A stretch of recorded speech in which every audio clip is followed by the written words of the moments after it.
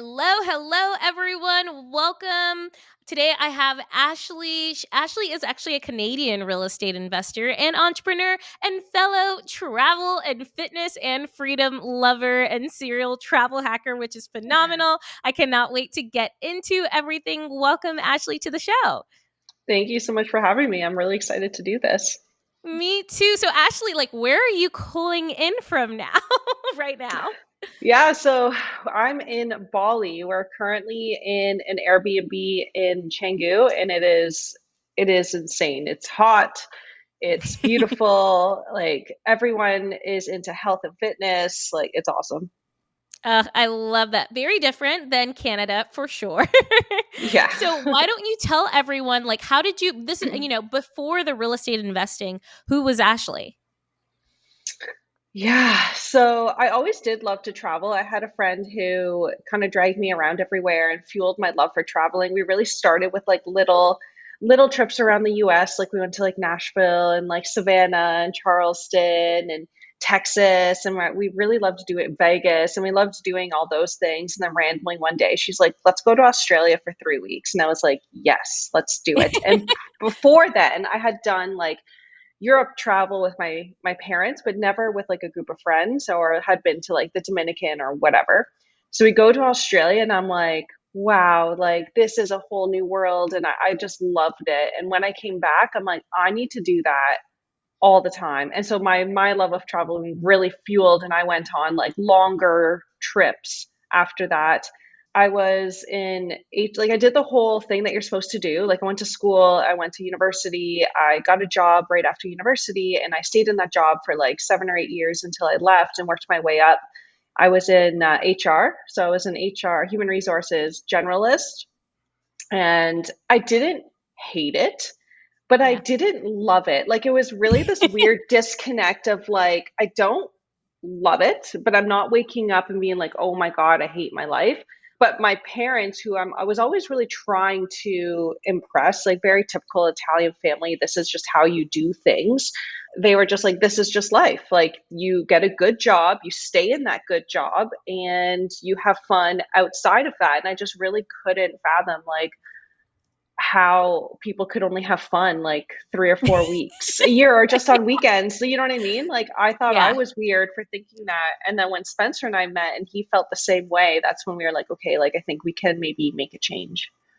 Yeah, no, it is so crazy how normalized it is. And it's like you do start just corporate and it's just like, this is just how it is, right? Hmm. And I'm like, Yeah. is it though? Why? Like, why is this the way that it is? So I Yeah. guess, you said that you didn't really hate your job, you didn't really love your job. Like, what was really that catalyst to make you to take the leap into, I guess, and what was that next step? What was the thing that you took the leap into? So I went to university in the same town that I grew up in. So I've never lived outside. I've traveled a lot, but I've never lived outside of the little city that I've grown up in, which I guess is good. But when I was in my 20s after university, I'm like, I really don't want to live at home anymore, Like I felt independent, but I didn't want to rent anywhere, and I wasn't going anywhere. Like my job was in that city. So at that point, I luckily took advantage of the market and I purchased a house that I still live in. And I house hacked. Like I rented out the top 3 bedrooms to friends, and I lived in the basement and had like my own bathroom and stuff. So essentially I lived for free because they paid all of my bills. And I didn't know I was house hacking at the time. I thought I was Right. just being really freaking smart. I was like, I am out. I am with my friends because they were all girls that I knew, and we're just having a good time. We're throwing parties all the time, like, and I don't have to pay for anything. I think like out of Yeah. pocket expenses was really just like food, but everything else I really didn't have to pay for. So I was like, this is awesome. Right. Well, and it's crazy how much, because I remember the first year I house hacked and I went on a big trip to Italy and Spain. I was like, I got so much money because I wasn't having money go out towards rent and stuff, right? Like I had everything paid for and it was cash flowing. I was like, this is awesome to now, Yeah. be living that same lifestyle, but you've got an extra $1,800, $2,000 just that's coming in that you're like, well, I can put this towards so many different things now. Yes, and it was such a good investment, and it was at a time when and I didn't even know this. Like it's funny when you make the right decisions even without knowing, but it was such a good time in the market because the prices were so low. So low. They like skyrocketed even just like 3 or 4 years later. Like that was the right time for me to get into and buy that house for such a low price. So I'm very lucky that I was able to do that and we're living in that now. And then over the years, especially when I met Spencer and he moved in, like obviously I got rid of the three roommates. We had one in the basement for a little while, just sort of supplementing. And then at some point we were like, I want this whole space to myself, which was fine. And we took on that extra income. But since we've had this house for so long, the payments are so low. Like we literally are Yeah. like, I can never leave this house because why would I leave to have like such a high payment now? Yeah. No, that is so, so true. And it's like, that's the thing. It's even just because you're house hacking now, it doesn't mean you have to house hack forever, right? Like you Mhm. can always either like kick roommates out or live the whole place yourself. That's why I say, even for people who are going for single family homes that have a basement or something like that, that's such a fantastic way to do that. Okay. So you're house hacking. So I guess did Spencer move in with you at that time? Like when you, before, or I guess how did that happen? So we met in 2015. I had just gotten back from my first solo trip, and this is like off the heels of going to Australia. Literally, like a month later, I'm like, I need to book another trip. My friend couldn't go with me. I'm like, I'm going. So, like, literally 4 months later, I did a solo trip to Costa Rica and Panama for 2.5 weeks over my birthday. So, when I got back, I celebrated my birthday a little late, and we met through a mutual friend at my birthday. So, literally, like, right when I had gotten back. And I really feel like it was like, in that moment, I was feeling so independent and having a good time. And it was like, it was the right time for someone to come into my life, I think. So we met then. We were long distance for 2 years. He was in London, Ontario, so about a couple hours away from me working. And then after those, within those 2 years, we both fell in love with travel. We got into the travel hacking stuff. And then at some point, it was like, okay, like I think there needs to make a move. And since his friends and family are from the area that I was in, he moved back. So it was about 2 years after we met that he moved in. Amazing. So I guess what came first, the travel hacking or, the building the real estate business? I think chronologically, technically, it was the travel hacking because we went, and that started, we went on. So Spencer wasn't as well traveled as me. Like he had really only done like Saint Martin, like Dominican, like that Mhm. kind of travel, but really wanted to venture out. And I was like, let's go to Vietnam. I don't know. Until let's go to Yeah, Vietnam and you're Thailand. getting real different there. Yeah, not Europe, just let's go to Vietnam. So Oh my we gosh. we did, and it's a long flight, and I've already done a long flight, right? 15 hours to Australia, which is horrible in economy, and we Yeah. did I think 14 hours in economy to Vietnam. And in that time, he had asked for an upgrade. I guess they like sometimes you go to the counter and they're like, oh, if you pay X amount more, you can get like emergency row seats or whatever. So he's like, we're doing that. So we do that. But the emergency row seats, you have all the row like seats in front of you or like all the room in front of you, but you can't recline at all. Right. So you're just up. And when you were walking through the cabin, you walk through business class before you get to these seats. And he was like, how do you sit here? And I'd never Yeah. really thought about it. And I was just like, I don't know, make a ton of money, like whatever. These seats were like Right. $700. Like that's a steal, I thought.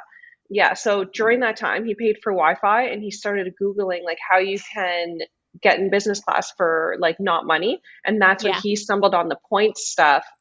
We researched it a lot when we got back from that trip. It was during that trip too that we really formulated our why, which has really driven us and been our North Star, which was like, I can't only do this for 3 weeks a year. Like, what can Yep. we need to find something that allows us to do this for months sustainably while earning money. We didn't know what that was at the time. Yep. We just knew like this is what we loved. I love learning about new cultures. I love talking to new people from all over the world. Like we love that and we need to do this more. So when we got back, we got into travel hacking. I think it took about a year until we flew our first business class flight after that. And in the meantime, we had gotten into real estate. Amazing. So I guess what was that first business class flight? The first one was just a quick 5 hour flight to Vancouver for a friend's Yeah. wedding. that Spencer surprised me and like splurged our points, I guess. And but it was amazing. And even though it was 5 hours, it's still amazing. But our first long haul business class flight was to Singapore and the Philippines. After that, you're like never going that far again in economy, Oh, ever, ever, ever. oh my gosh. No, and it really is crazy how much better, like, business is. Like, even if you just go, because there's, like, business and there's first class, but, like, even business, the comfortability is just so much better. It's funny because my dad, like, literally refuses to fly economy ever anymore, and it's just like, I get it. I get it. I totally understand. I love it. I love it. Now we have a rule that if it's like anything over 3 to 4 hours and we want business class, like we have become Yeah. such snobs. It's just so like you go, you can like lay down. Yeah, you're not getting a full 8 hours sleep, but like you are just sleeping. You're comfortable. It's fun. Like, yeah. Yeah. And it I was love that. cheaper. It was cheaper. Like I think that flight technically cost us like $150 in taxes, whereas our long haul flight to Vietnam was like 700 a person. Yep. No, completely. And that's like I've started to be really, especially when I know I'm taking like big flights, I'm like, that is not coming out of my pocket. No. Oh my gosh. Okay, so tell me how you got into like, so you had that first house hack. Like, how did that transition into now building like a pretty sizable real estate portfolio and a management company? It was kind of well, I guess nothing's really by accident, but so Spencer was talking to a friend of his, and his friend was doing had a lot of student rentals. And I feel like to get into real estate, everyone really started with the student rental space. And he was like, "Oh, these are going really well." However, that friend had a friend who had gotten into short-term rentals and was being Mm, told that it was like way more lucrative. So they bought a house together outside of me. So I'm just like watching, and they renovated it, they refinanced it, they basically did the Burr method, and then instead of like flipping it or selling it or renting it, they made it an Airbnb. And it was very successful. And it was at that time where I was like, I want to do that. yeah. Like we had established our why and our North Star, but we really didn't have the path yet. So I'm like, that could be something very interesting, at least even like supplement an income. Yeah.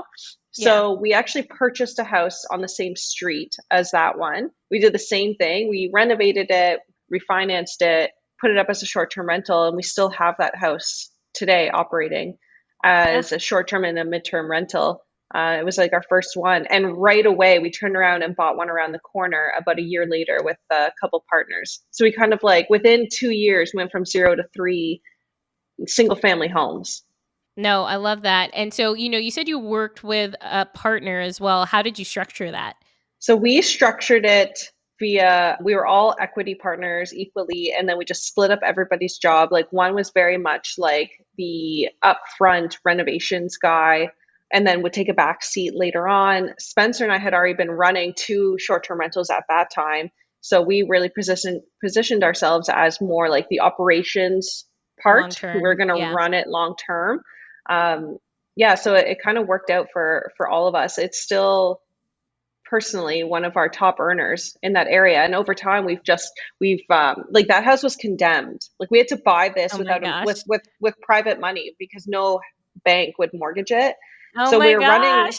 yeah, we were running off of private money, which is obviously way more expensive, for about 8 months until we got it to a point where it was renovated enough for the banks to come and put a mortgage on it. So that was a lot, but it was fun. Like, and at this point, it's getting a little busy for us. Like we're running two short-term rentals. We're trying to do this renovation, and we're working full-time jobs. And our management business was starting around that time too. Like we really just wanted to do it all at one time.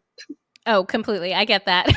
And so I guess what spurred the management business? One day Spencer was like looking, and he was like, okay, like we had used a lot of funds from my house because I took out a home equity line of credit on it. And because the value of it increased so much, and at that time there was no cap. I think now they cap you at 60% of your value that they'll give you as a loan. And at that point it was like 80%. So I got this very sizable chunk of change that, and you only pay interest on what you use. So why wouldn't you Yeah. take all of it, right? So I have this, and that's what funded two houses, their down payments, and all renovations. So that was Damn. that house was like a godsend. Yeah, exactly. So after that, we were like, look, we're going to run out of money. Like the short-term rentals are good, but the cash flow coming in, like you'd have to wait years to build that up before you can go and rebuy. So we had to get a Yeah. little creative. And he was like, I mean, like we're running these short-term rentals. The idea of running them is still fairly new. This is like 2019 sometime. I bet you we can do this for like other people. And I was like, we totally can. Like it's not that hard. So we put out like a Kijiji ad, like super I have basic. no idea what Kijiji even is. Okay, so Kijiji is like just like online where you go and like sell stuff. Okay. Like so like Amazon, but like way lower level, and like you go Okay. on personally and you sell it yourself. And you can put out ads, like you can put out rent ads or whatever. Either you're looking for something or you're selling something, right? So we put our services out there, and we had someone call us and schedule a meeting. And I remember sitting in this McDonald's meeting this guy being like, I can't believe someone is going to pay us to do this. Like, holy crap. We don't Oh know my that gosh. much. Yeah, but he did. That is, I love that. I love that. It kind of reminds me of like, so I had an interview with another friend of mine who was like, oh yeah, well, I found tenants just on Craigslist. And it's like, Yeah, yeah, like there were yeah. so many ways. And I think people get so bogged down in the, oh my gosh, how am I going to do this? How am I going to find clients? And how am I going to, it's just like, just put yourself out there, see if there are any takers, see if there are any biters, and go from there. Yes. Yes. And I didn't expect much from it at all. Like, this is such a low level ad. I feel like Craigslist and Kijiji are like the same thing. So it's like a low level ad. And he did. And we ran that for a little while. And then at that point, we were like, we can scale this. I don't know how we came up with like, we can make this big sort of thing. We just sort of, we're the type of people that once you get some, like, we're not small people. Like, everything Yeah. that we do, we're like, how do we make this blow up, you know? Yeah.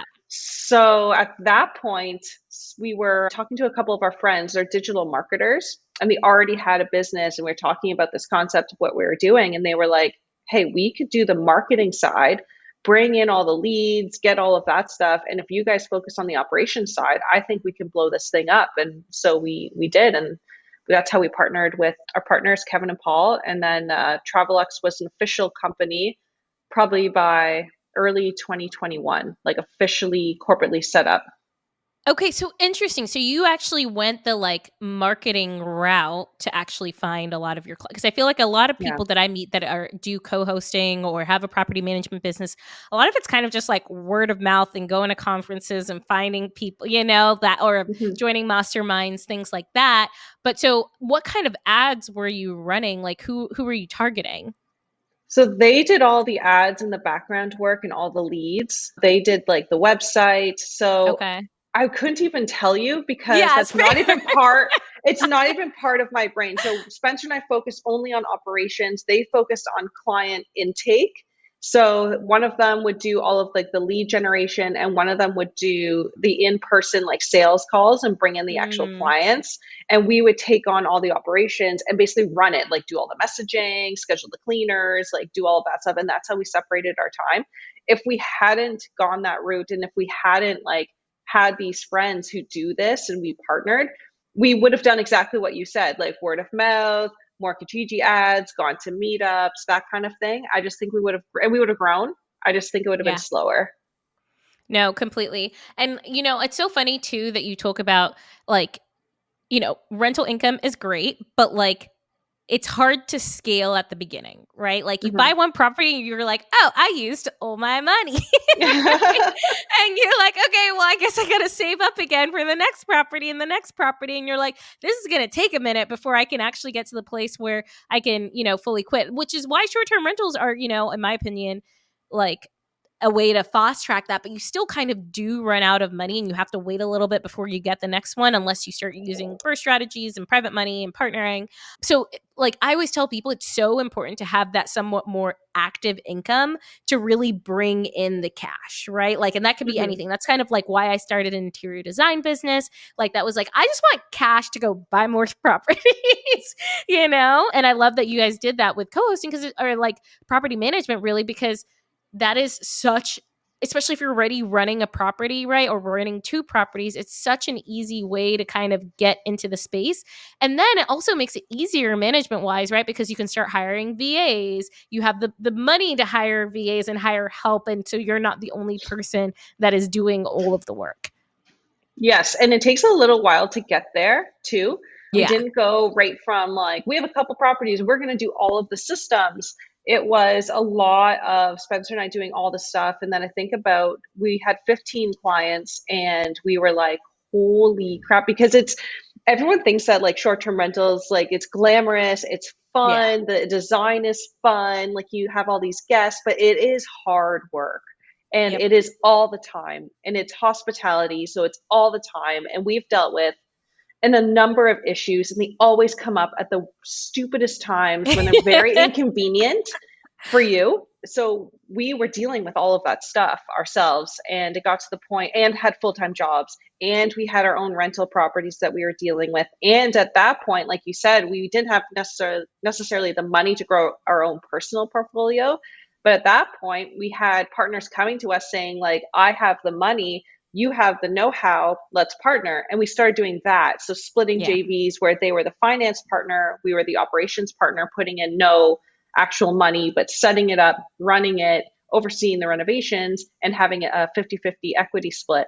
So we're trying to do that as well. And we had full-time jobs. Like I can think back to 2020, 2021, when we were just every night running around to different stores, we're furnishing houses. Like every day was chaotic. And there'd be times where Spencer, like even on weekends, like I would just sit on the weekends and like stare at a wall. And he's like, "What are you doing?" And I'm like, "There's so much to do that I Yeah. am so overwhelmed and I'm just staring at a wall." And that's why we made the decision that I needed to leave my job late in 2021, which was, we had a 5-year plan, I think, to leave our Yeah. jobs, and I ended up doing it in two. I feel like that's a common thing I hear from people because everyone, and it's usually the 5-year plan. It's usually you Yeah. make that 5-year plan. I'm like, I've got to go, and you end up just. It's not even necessarily that you end up hitting. Sometimes you end up like hitting that goal a lot faster, be it a number goal or be it like just being able to leave your job. But sometimes it's literally just like your brain just reaches its capacity, and you're like, I think it's time. Because I had the Yes. same thing. Like for me, I had no, like, literally, if you told me in 2021 or 2020 that I was going to be quitting my job in 2022, I'd be like, you're crazy. Like, I've got a 5-year plan. I've got this worked out. I'm going to work at my job and buy like a few properties on the side. And then it's like, also, the more you kind of get around people doing this and the more submersed you get into it, it's like you reach a threshold, right? You're like, well, I could keep kind of, going in this direction with my job and it's just going to be a lot harder and slower, or I can just give my full attention to this thing that I'm working on and go full in, and then you're on a rocket ship. Yeah, but the decision is hard because people ask us this all the time. They're like, "How did you know you were going to leave?" And it's funny, but it's true. Like it was either I was going to have a mental breakdown and need like severe therapy, or one, I had to leave. And we staggered our departures. Like I left in September, he left the following May or June. But like, did we have our businesses and our short-term rentals supplement our incomes? 100% no. And Yeah.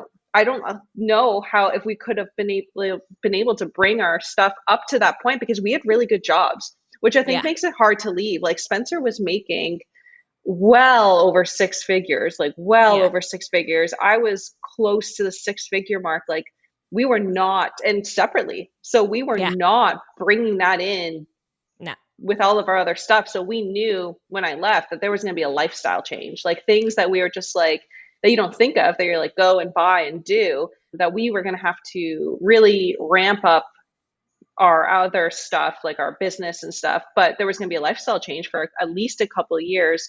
And we were okay with that because we were going to be happier. And Yeah. it took a while for my parents, especially my dad, who had been with one company for like 35 years, to understand that we were choosing happiness over financial security, Yeah. because that's what we did.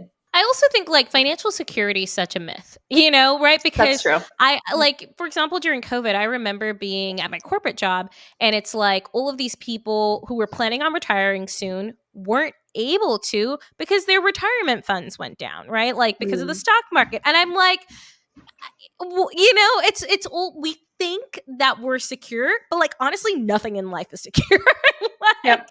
literally nothing in life is actually stable. You could get laid off of your job tomorrow, like and with no warning. And I've seen it happen to people over and over and over again.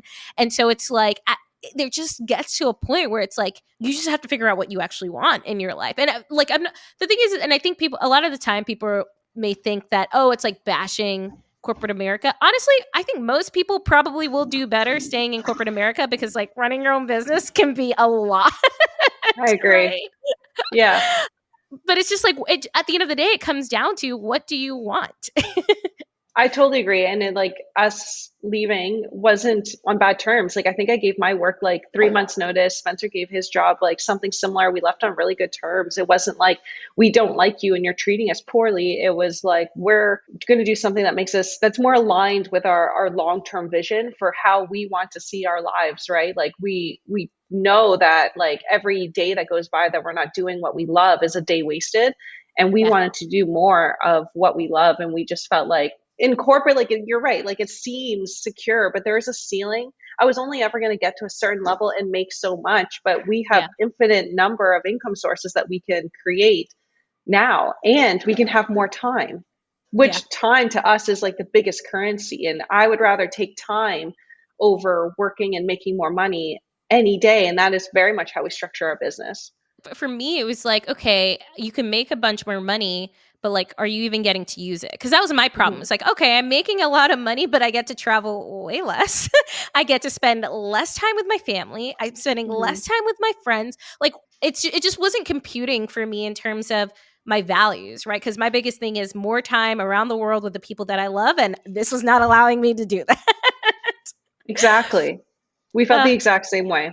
And so it's so funny too that you talk about that transitioning, like you made the transition because you were about to have a mental breakdown. I kind of was in the same position. So I feel like there's two camps a lot of the time. There's like the you're like about to snap, or you do take a little longer to build up that income to replace your income and then transition. But like sometimes it's like if your mental health is going, you just gotta go. And I remember like I was on Lexapro, and like if you know me, I'm very like happy honestly as a human being, like I'm very joyful, and Yeah. but I just got depressed during work and it was just the norm, right? Like everyone's taking antidepressants, everyone's doing this, but the second I quit I felt so much better, and then 3 months later I just got off my Lexapro. I was like, I don't even need this anymore. Wow. And that's a really good story because that's really quick. We're both like ex-competitive athletes. We both really thrive off of high pressure situations. I think it wasn't even the pressure that was like doing it. It was more that I felt like I couldn't give 100% to anything. And Yeah, that was killing me because I wanted to do, we both strive to do and be the best. And I couldn't be the best. I couldn't be the best at my corporate job because I had so many other things to think about. I couldn't be the best for our management company because we had a million other things to think about. So I felt like we were just splitting ourselves too thin and something had to be cut off because we weren't going to be able to flourish in anything because we were too focused. We're trying to focus on too many things. yeah. No, that is so fair. And so you talk about now though how you have multiple streams of incomes. Like what are those different streams? So we have our properties that we own personally, the ones that we still have, all the ones that we started off with. So, and they do really well. We have a couple of like JV partners where same thing, like they put in the money, we did the operations. We have a few of those. Obviously, we have our management business that is doing really well. We also purchased a few six unit buildings out east in Canada. One of which we have since turned around and sold a couple of years ago that did well, and Spencer still has his. But those ones are very much because they're long term and taken care of by somebody else. Those are very much like hands off. And then we have like our own services. Like we created our own brand, like online on Instagram, just at Spencer and Ashley, and like we do little services for people, like help people with one-on-one calls. We're developing a mentorship right now, which has been really fun and exciting around the management space. And yeah, and And it's like if we wanted to add another stream of income, we just create it. And I think that's the fun Yeah. part. It's like we just, what do people need, and then create something. Like I think that's like the best part about working for yourself, and the hardest. Yeah, no, completely. And, I was talking to someone the other day, and it's almost like you're creating a little ecosystem around yourself in terms of businesses. So it's like every service that you offer is obviously not going to work for every single person, but you're almost creating this little ecosystem of different services that people can kind of tap into, and they all funnel into the big old system that is Spencer and Ashley. Yeah, that's the goal. I love that. And so, you're currently based in Canada. Why stay in Canada when you do have the freedom to travel? Like right now, you're in Bali for how long are you in Bali for? A month. A month. And like you could technically be traveling all the time. So, like, what makes you still kind of like have that base and have Canada be your home base? We're still very close with our family and our friends. Our dogs are there, and Oh, they're bigger dogs. Yeah, and I love them so much. So like we can move around, like see the states with them, but like to bring, we're not going to pick up and bring them to Bali. And like I love the area that we live in the summer. Like I can totally see us just being there like May through November, December, because I love Christmas, and then yeah. just being gone like January through May. In the future, yeah, we just haven't really like done that. We've done like a month here and there. We did a month in Florida a couple years ago. We were doing a month here in Bali, but my sister's going to have the first like grandchild of the family, my first niece or Oh. nephew. Yeah. So we're very much like very attached to our family. And I don't see us ever fully 100% living somewhere else.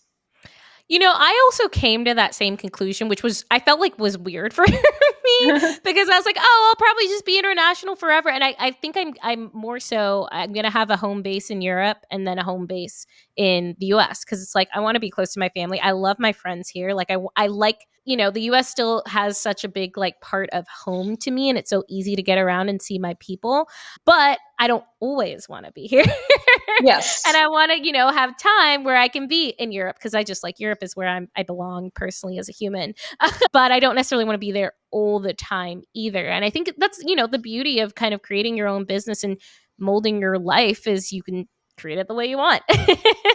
exactly. And like we planned this trip within like 2 weeks of leaving. And Yeah. because we could, Yeah. like we have a speaking engagement that we have to be back for in the end of April. And other than that, we were like golden. So we just have to secure basically our puppy sitters, which is like my parents, and that's it. I love that. Well, yeah, and I feel the same. Literally, I'm technically moving next week. I don't know where I'm gonna go. I don't know. Like, I'm Okay. moving up to Colorado. I'm gonna spend some time with my family in Houston, but then I'm just like moseying my way up to Colorado. Everyone's like, "What's your plan?" I'm like, "I don't really know. I'm gonna figure it out as I go." I love that. That sounds so fun. Yeah, and it's just like I don't really need to have it figured out. And it's so funny because I feel other people's like opinions and not it's not really judgment, but more just like opinions of like, oh, you're just going and doing this and it's like not the norm. And it's so funny because I used to feel those same feelings when I was kind of quitting my corporate job. It's like, no, you kind of gotta have everything figured out. And it's like, no, actually you don't. You can do it whatever way that you want. And most of the time it works itself out and it's gonna figure itself out. I totally agree with that. And like if you just focus on like the end goal, the path for us has been shown to us, right? Like we focused on how we wanted to live our life and our why. And then all of a sudden this like real estate path kind of just showed itself to us. And all we had to say Yeah. was like, yep, and jump on. Like, and people don't understand, like there are some people who are like diehard real estate. You know those people, you know them online and whatever. We will change our strategy if it stops aligning with our end goal. If this real estate stuff, Yes. short term Yes. rentals, doesn't align with our end goal, it's gone. I am not tied to it. I am not like short term rentals need to be in hospitality. It was just the vehicle that got us to where we wanted to go. And I think if you keep focusing on that, the not just like what you're going to be doing, just like that end goal, the way that you need to get there will open and show itself. Oh my gosh, I feel that so freaking hard. Literally so hard because I'm like, if I didn't own properties and I could figure this out in a different or not even because you can there are so many ways to do it, Yeah. but like if there was another way that I preferred, I don't care. I'll sell my properties and go in this other direction. transaction, right? But like Yeah. it was the vehicle that made the most sense. The barrier to entry seemed relatively low. It seemed like there were a lot of people way dumber than me doing this, right? So it seemed like a really straightforward, easy scenario. But am I tied to real estate? Is this the only way? No. No, Yeah. it's not. There's so many different ways to do this. And like, I think there's that beauty in being able to pivot because like the times are going to change. The way we do real estate now is going to be very different than the way that real estate happens in 5 years, 10 years. We've already seen it change so drastically over the last 2 to 3 years. So it's like you have to have that in mind. Like, this isn't necessarily the end all be all. A lot of real estate investors also have a plan to offload all of their properties at some point and then sail off into the ocean and go do whatever the heck that they want. You know? Yep. 100%. That's our plan. I love that. And so you guys are pretty, on top of it in terms of the points situation. So are there any like tips you can give any of the listeners who are like, ooh, maybe I want to start getting into like travel and points hacking? I think like number one, whenever someone reaches out and they're like, how do I get into this? Is it's like literally the same concept of what we just said. It's like, what is your end goal? Because are you wanting to do what we do, which is we want to fly luxury products all around the world? We are flying long haul. We're going for a long time. Like, this is what we want to do. But someone could be like, I kind of just want to take my family to Florida a couple times a year, or I just want flights around the US to visit my family. And the strategy is very different. The Yeah. overall concept is the same, is putting all of your spend on credit cards and opening up select credit cards that will earn you enough points to do what you want to do, which is based on your end goal. Yep. So, and people in real estate, this is like they go hand in hand because you have Yeah. renovations that cost money. You have to furnish, or you have like say design and stuff that you do that costs money. You have supplies, especially in the short-term rental space. All of that for us goes on a credit card. Every time we have like a major renovation coming up, we open up a new credit card because it helps us hit the minimum spend. We get a crap ton of points just from things that we were going to buy anyway. And that's the best part. Like, people are like, I can't hit $10,000 in 3 months. It's like we're timing it with where we're Yep. going to be spending that kind of money. Like, we're not, and if you're really not going to hit it, we'll buy like gift cards and like gas or grocery where we're going to use it anyway, where it makes Yeah. sense. I think what people really balk at is the annual fees. And I get it. Some of them are anywhere between $500 and $800 a year. But the points that we get from that, we're redeeming for flights that are worth like 12 to $20,000. Yeah. And that's worth it to me. Yeah. Oh, 100%. And I mean, it's like, especially nowadays, I've been looking at flights just to go to different places. I've got lots of trips coming up. And I'm like, flights are getting more and more expensive every day. So it's like, and a lot of the time, even with that fee, so like, for example, I have the Chase Sapphire Reserve, like, Nice. you get $300 of that back just for using the card every single year. So really, it's just a $200 fee. And you're like, okay, well, then it doesn't really matter, you know? I totally agree. And it's like not just that, like it's more like the sign up bonuses. So you get your friends, you get your family to do it, and you start referring people for referral bonuses. That becomes very lucrative. We use like obviously Aeroplan like kind of determines a lot of our flights. So we use like the Aeroplan e-store a lot because you can get like we buy a lot from say Amazon and for our rentals, and like they go like 7 to 10 times. So if you're spending like 5 grand Oh my gosh. anyways to furnish, like, and then you get 7 or 10 times that amount of points, it just grows and grows. No brainer. I love that. And it's so funny. I was reading an article the other day and it was like someone used credit cards to pay for their wedding and they that just paid for the honeymoon. Yeah, Like, it's just easy. so genius, so genius. And I do it a Yeah. lot for like business stuff. So like if I'm about to invest in a coaching or course, I'm like, perfect. New credit card, put that on there. We're good to go. Get that sign up bonus. Smart. It's so smart. Like in the beginning too, if we didn't have enough spend, like we would just ask our family and be like, oh, you're getting a new floor, that's cool, can you put it on our card? Especially Yeah. especially my parents who weren't, who now they won't do that because they earn their own points because they like to travel around the same way that Yeah. we do. But there are different and creative ways to hit minimum spends. Like you just have to look around at it. To us, it's just the cost of acquisition. That is what it is. Similar to how the cost of acquisition of a house is like a down payment. This is the cost of acquisition. It really gives you what you want, which is those points. Yeah. I guess from this lifestyle that you have, what's been the most challenging thing? I think the most challenging thing has almost been that there's like infinite possibilities and that can be Mm. overwhelming because you're like, what can I do? And not, it's not from a money perspective either. It's more like from a purposeful perspective. Like, what can I do that really lights my soul on fire? You know, what can we create that I love, but also brings value? So we have a lot of those conversations. And then the other one is like, no one teaches you this stuff. You just sort of like, we started an entire business that has clients who expect us to be professional, and we have no idea what we were doing when we started. You know, like Yeah. legal structure, corporate Oh my structure, gosh. bank account structure, taxes. No one teaches Yeah. you that. Yeah. Different for corporate than personal.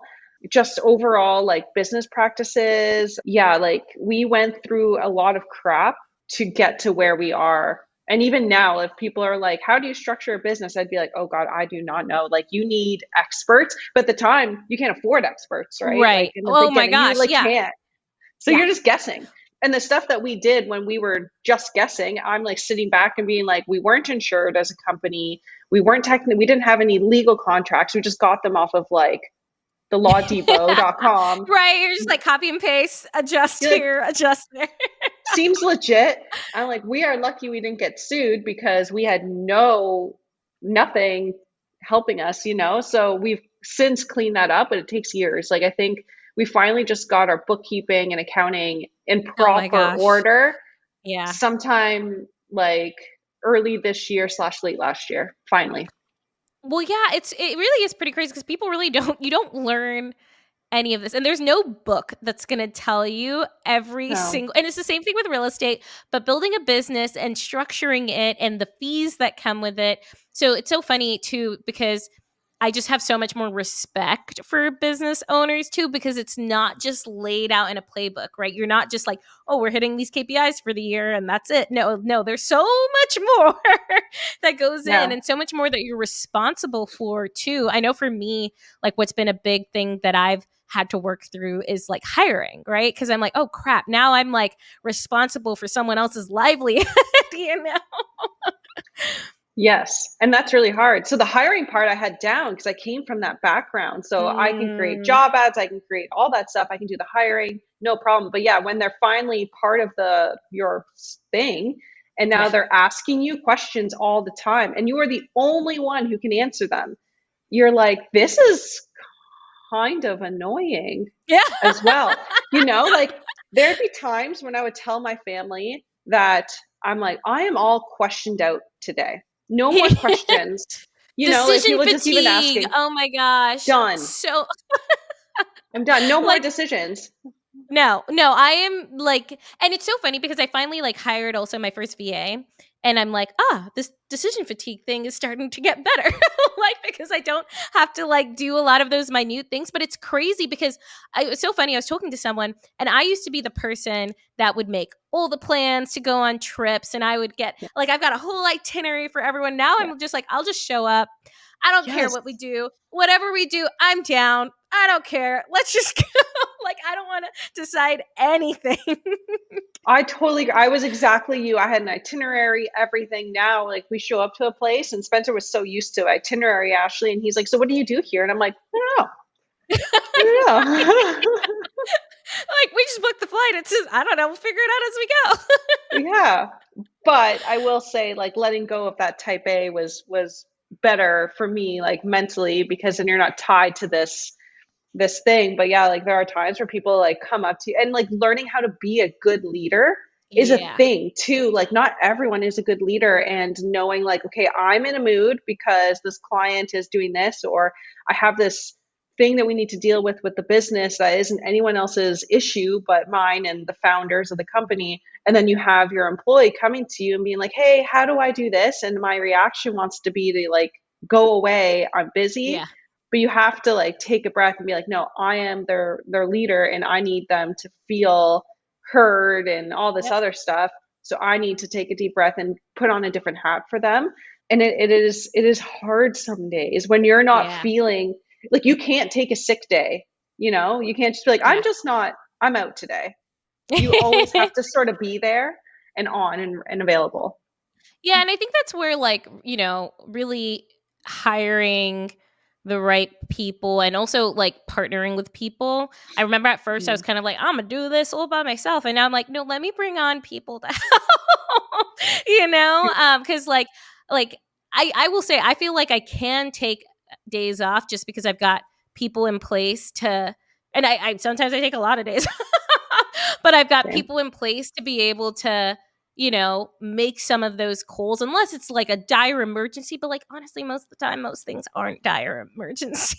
And I I'm like, agree. it's gonna work out. It's gonna be fine. And I think it's like once you kind of have that mindset shift of like, unless someone's about to die and the house is burning down, it's probably not the end of the world. I totally agree. And now we're at that space as well. And I think getting us there is exactly what you said, like having the right people in place and training them properly. But that does take away income. And so it's hard to tell people, it's like, Yes. we could be making more, but we would have to go back to Yeah. doing a lot more. Whereas we would rather not do that. So we would rather give a lot more. So our overhead with the company is pretty high. But as founders, we've been able, it was important for the four of us to be able to take steps back and focus on what we call just CEO level stuff. If it's Yeah. not like a CEO level stuff, then we need to hire someone or put a process in place to do it. And that does require money. So there is like two sides. It's like you could make a crap ton of money. Like we could be making bank right now, but we'd also be stressed out, working every day, like going crazy. And we've just Yeah. chosen to have a slower increase in income, but have so much of our time and do exactly what you said. Like today, we're going to the gym and then we're going to like a beach club all day. And that's it. Like we, the end. And it is like, well, it's Wednesday for me, but like Tuesday for you, right? So Well, yeah, and you just have to remember like why you got into this in the first place, right? Because I think a lot of people sometimes lose that, especially when you're looking at everyone else and you're like, "Oh my gosh, you got to scale, scale, scale, scale." And you're like, "Wait, do I want to scale in this?" you know? Like why do I want to scale? What was the whole point of doing this from the get-go? And if that point was freedom, right? It was to be able to go chill on a beach club on a random Wednesday because you wanted to, like, okay, let's make sure we're structuring this in the way that you can actually do that. agree, agree. uh, I love that. Well, we are about to close out here, but I'm going to ask you the three final questions that I like to ask everyone. So the first one is, what does your ideal perfect day look like? Ooh, my ideal perfect day. The sun is shining always. I love the sun. And we're somewhere warm. So let's just say Bali. And we get up with our dogs because they do morning snuggles. And I love that. Oh. Go to the gym. We're both very much into like fitness and stuff. And I feel like my best days start when I've had like a really good workout. And I do Mhm. feel like it really helps with like creativity and stuff to move my body. So go to the gym and anything to do with my friends and being outside by like a pool or a beach with good food, good people, like that vibe just like really, really fits for me. And then some sort of like sushi, because I love sushi, like sushi Ooh. dinner or something. Yeah. Yeah. Like something along those lines. But work isn't part of Yeah, okay, that's so interesting it. because, like, work is actually part of my ideal perfect day, like, a few I love hours of that. work or a few hours of, like, hopping on calls with people, especially if it's, like, my coaching students or stuff like Yeah. that, like, I find that that lights me up. Yeah, it's just so interesting because if you'd asked me that when I was working my corporate job, I would've been like, "Nope, I don't wanna do anything," but I feel like I've just, like, created I realize I've always been a worker bee. I love working, but I also love the balance of being able to go do whatever I want and take off a Wednesday or Thursday or Friday and go hiking and not speak to anyone. you I love that. know? Oh my gosh. Okay, question number 2. What is your mantra? I would probably say, and like Spencer would laugh if he was here, but nobody can tell me what to do, and I can make my own Mm. decisions. And I know this seems so like kind of hard or whatever, but like No, that's that is great. the big reason why I think we work for ourselves is for me personally is like just complete and utter issue with authority and being told what to do. And I just couldn't, it just doesn't make sense in my brain that someone else can be like, you have to do A, B, and C with your life, but it's my life and I want to do what I want to do when I want to do it. And I get that's like a toddler also acts that way, but Yeah, and not in a mean way, or not in a like I want to break laws way. Just more like if I want to go to Bali for a month and operate my business from here, then I'm gonna do that. And I think Yeah. sometimes we get bogged down with expectations. It was really hard in the beginning, especially with our family, especially because I love to keep the peace and I Yeah. love to please. I'm always trying to please people. And that's really hard to do when you're taking like path less traveled and all your friends and family who love you and it's out of a place of love are saying, that sounds really risky. That's probably not what you should do. And just remembering that like I can make this decision for me because it's my life and I decided to. No, I completely agree with that. And it's so funny because even when I quit my corporate job, I started looking at other positions and I even got a part-time project manager job for a bit just to like make that transition. And quickly I was like, I just can't do this. I don't like answering to other people. I just can't. And it's so funny, even for me, like I was hired, like someone wanted me to come help them build their business. But like for whatever reason, I was like, I just got to build my own thing. Like I just need that in me, And some people have that and some people don't. But like, it's like know yourself and stick to your guns and go in whatever direction you want. Yeah. And then some people, like I have a few friends who are living out their dream in their corporate jobs. Do Mm-hmm. that. Like I know we get a lot of people on Instagram and stuff saying like, be free, create your own business. Like, but if you love what you do and you love your life, don't leave. No. Do Yeah. that. Like do whatever really sets your soul on fire. I just want people to not feel like numb to life and just go through it numbly. Like you have to like feel like you're actually doing what you love. 100%. 100%. It's all about like waking up invigorated and inspired. And there are people in corporate America who wake up invigorated and inspired. But if you are that Yeah. person who's like just going through the motions, that's when you need to reevaluate. And sometimes it means quitting your job and going and building your own business. Sometimes it means just finding a different job that works better for Yeah. you. Or maybe it's just you're building like a side thing as a side hobby and that Yes. really satisfies you and all is good. Just Yeah. whatever, it's individual for everyone. Like you can't have a world full of entrepreneurs. Like it doesn't work like that. We need to have some employees who are also happy being employees. Yeah. No, I love that. Okay, last question. What does wealth mean to you? Wealth to me is very much about having time, freedom for sure, feeling fit, feeling like healthy and fitness, longevity, that kind of stuff. Like there's no point. Like we're all getting older, but you Yeah. don't have to feel older. And there's like I want to be this excited and energetic in my 80s without feeling like I'm going to be at a nursing home or a walker or whatever. And there's things we can do now to make sure that those dreams are a reality. So that's why we prioritize fitness and stuff. Money is definitely in there, but not so much. Like I never felt the need to be like stupid rich. I Yeah. always just felt the need to get to a point where I can do things. Like if one day you were like, Ashley, we're going to Mexico on this really fun girls' vacation next week. Do you want to come? And I can be like, yeah. Like I didn't ask the Yeah. price. I was Right. just like, yeah, that sounds amazing. I'm in. So getting to the point where money is like we're just comfortable with that, but I don't need to own a boat or a plane or anything. I don't feel the need to be a billionaire. So that would be like overcompassing wealth, and then obviously like love and family. Like we want a family. We're very close to our families. Our friends are very very close. So like having those people around all the time. So I think it's like a big picture wealth, but we're not doing this for the money. Because if we Yeah. were doing this for the money, we would have stayed in our corporate jobs because we were making more, you know? Yeah. Totally. Totally. Ah, I love that. Amazing. So Ashley, where can people find you?